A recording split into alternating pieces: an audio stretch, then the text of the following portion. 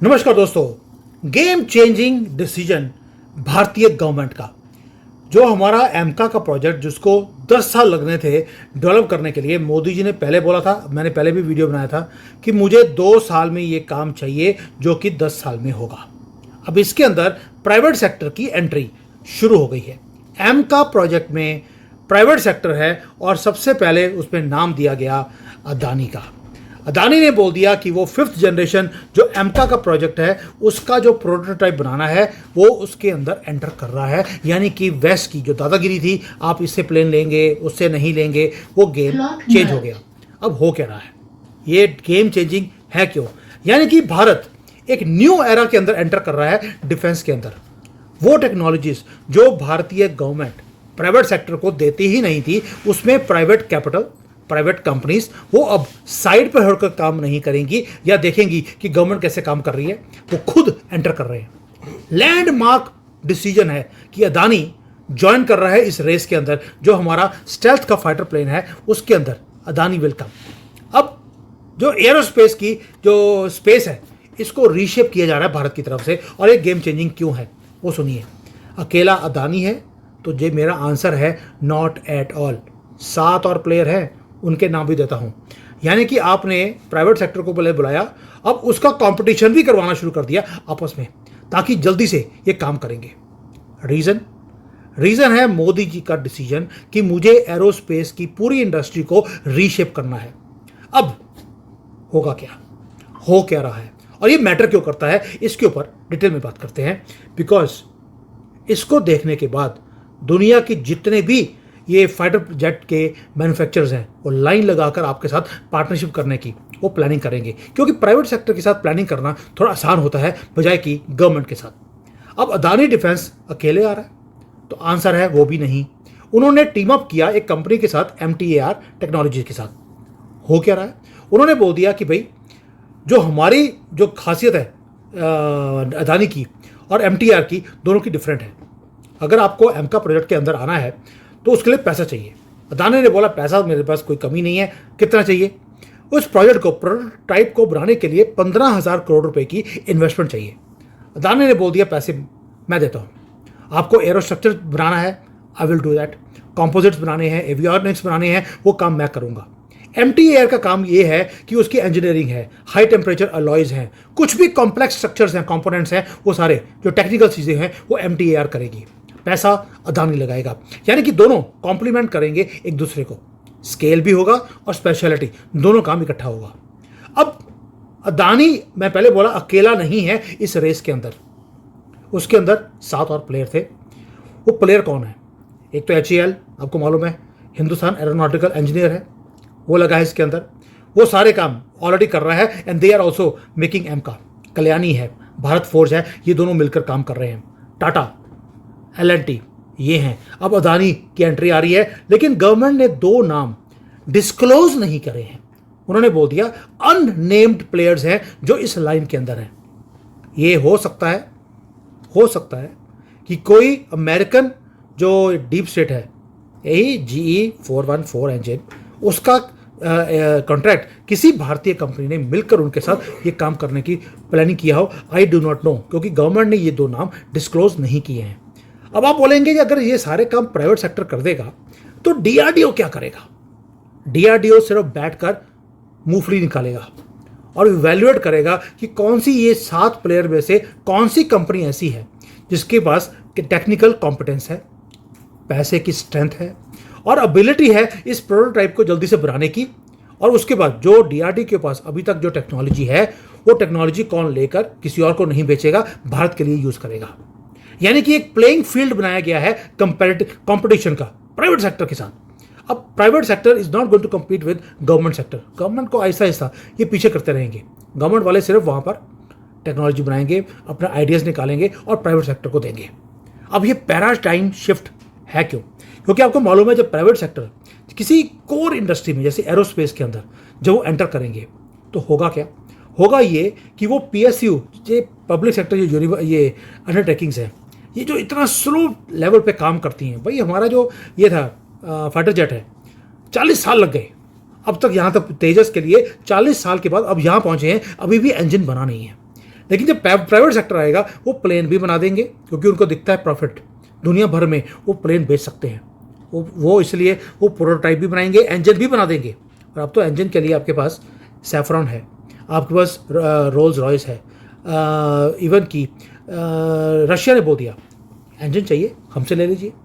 तो ये अब जब प्राइवेट सेक्टर है जिसके पास पैसे की कमी नहीं है, एंटरप्रेन्योरशिप की उनके पास कोई कमी नहीं है, जब वो ये काम करेंगे तो जो टाइम लाइन 10-10 साल है, 20 साल है, 40 साल है, वो कम होकर 2 साल में वो काम हो जाएगा। ऊपर से जब कोई बड़ा प्लेयर फील्ड में आता है जैसे अदानी है, वो अकेला नहीं आएगा, वो साथ में लोकल प्रोडक्शन का काम करेगा, यानी कि पूरे supply chains, raw materials, avionics, composites, वो सारा कुछ यहीं पर बनाने की कोशिश करेगा ताकि उनकी कॉस्ट कम हो और प्रॉफिट ज़्यादा हो। रिस्क एंड रिवॉर्ड ये सारा का सारा प्राइवेट सेक्टर को करना आता है, जो पब्लिक सेक्टर अंडरटेकिंग्स नहीं करती। क्यों? क्योंकि वहाँ बाबू लोग बैठे हैं, तनख्वाह मिल जाती है, सुबह 9 बजे आते हैं, चाय पीकर शाम को 5 बजे घर चले जाते हैं। लेकिन प्राइवेट सेक्टर में ऐसा नहीं है, 24 घंटे काम करना पड़ता है। अब भारत को जैसे ही प्राइवेट सेक्टर बीच में आता है, भारत को अब फॉरेन के जो बड़ी बड़ी कंपनीज हैं उनके लिए भीख नहीं मांगनी पड़ेगी, यार हमें फाइटर जेट दे दो, कुछ नहीं। ये स्पिन ऑफ है जो मोदी जी ने कर दिया। स्टार्टअप्स का सिस्टम भारत में लगेगा, कंपोनेंट्स बनने हैं उसकी फर्म्स भारत में ही लगेंगी, और जो उसका नीचे जिसको हम सब सिस्टम बोलते हैं, इनोवेशंस का, सप्लाई चेन्स का, वो सारा अब भारत में होगा। अब आते हैं कि ये जो सारा कुछ हो रहा है इसका फायदा पहले बोल दिया, टाइमलाइन कम हो जाएगा। लेकिन जो स्टेल्थ फाइटर है वो जो भारत में बनेगा उसका इकोसिस्टम बनेगा। आप सोच के देखिए, जो अमेरिका हमें $100 मिलियन में जो एक प्लेन बेचता है, हम $5-10 मिलियन में उसी चीज़ को बना सकते हैं। हमें इतने महंगे फाइटर जेट्स बाहर से लेने की ज़रूरत नहीं है। सेकेंडली, वो टेक्नोलॉजी हमारे पास है, उसके कोड्स हमारे पास हैं, हर चीज़ हमारे पास है, कोई इसको हैक भी कर नहीं सकता, कोई किल स्विच यूज़ नहीं कर सकता। और जो ये इकोसिस्टम बनेगा, ये इतना कॉम्प्लेक्स स्ट्रक्चर है एक फाइटर जेट बनाने का, क्योंकि हम स्टेल्थ कैपेबिलिटी का बना रहे हैं। स्टेल्थ का मतलब है जो प्लेन जाएगा दुश्मन के कंट्री में उसे दिखेगा ही नहीं रडार के अंदर। तो उसके लिए आपको जो रडार एब्जॉर्बेंट मटेरियल्स होते हैं वो भारत में ही बनाने पड़ेंगे। थर्मल मैनेजमेंट है भारत में करनी पड़ेगी। उसकी जो इंटीग्रेशन है इंजन्स का, एवियोनिक्स का, सेंसर्स का, लाइफ सपोर्ट का, हर चीज़ यहाँ पर होगा। यहाँ तक कि इवन हाई प्रिसीजन जो टॉलरेंस के सिस्टम्स हैं, फटीक इश्यूज़ हैं भी, उसमें टेम्परेचर कंट्रोल्स हैं, सिस्टम इंजीनियरिंग है, सॉफ्टवेयर है, टेस्टिंग है, हर चीज़ वो भारत में होने वाली है। इसलिए PSUs ये काम नहीं कर सकती, प्राइवेट सेक्टर वो बहुत जल्दी से कर सकता है। अब पैसा तो मिल गया, इकोसिस्टम क्रिएट हो गया, सप्लाई चेन्स यहाँ पर बन गए, रॉ मटेरियल्स आपने कर दिए, टेस्टिंग लैब्स बना दिए, मैन्युफैक्चरिंग कैपेबिलिटी प्राइवेट सेक्टर ने खड़ी कर दी। अब इसका आगे जाकर होगा क्या? मैंने पहले बोला, जब प्राइवेट सेक्टर एंटर करता है तो चीज़ें तेज़ी से आती हैं।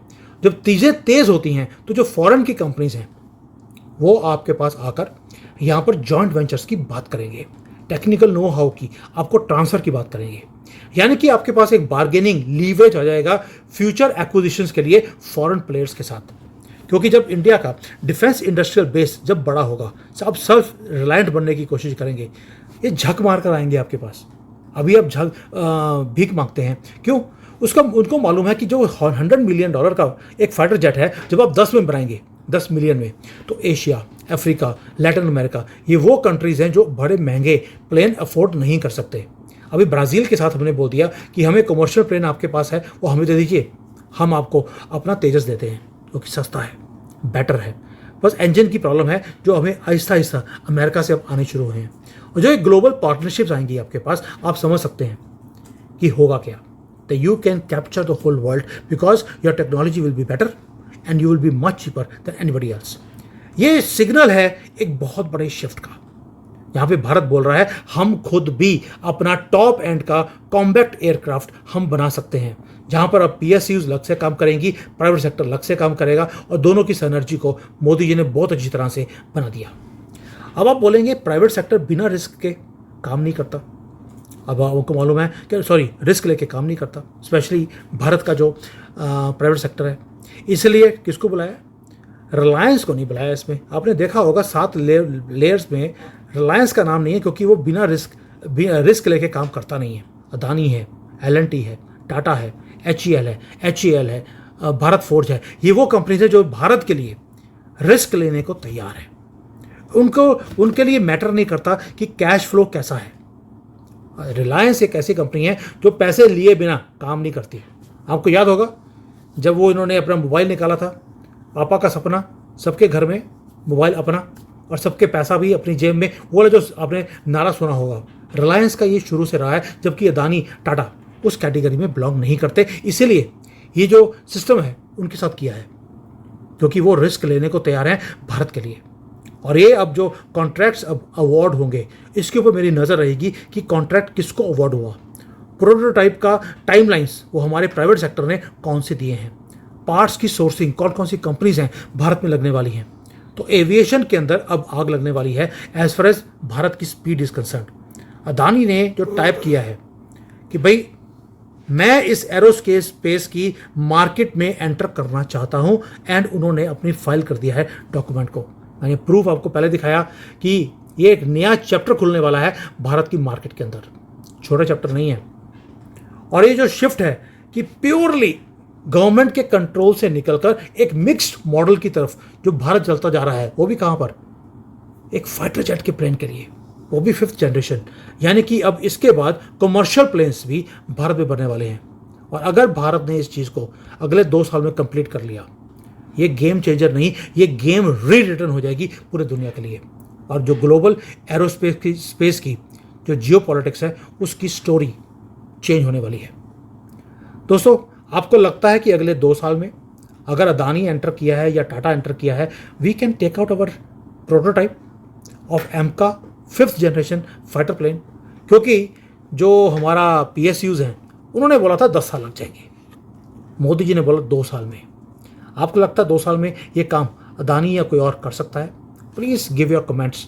आई would like to see how do you see this change. Thank you. जय हिंद, वंदे मातरम।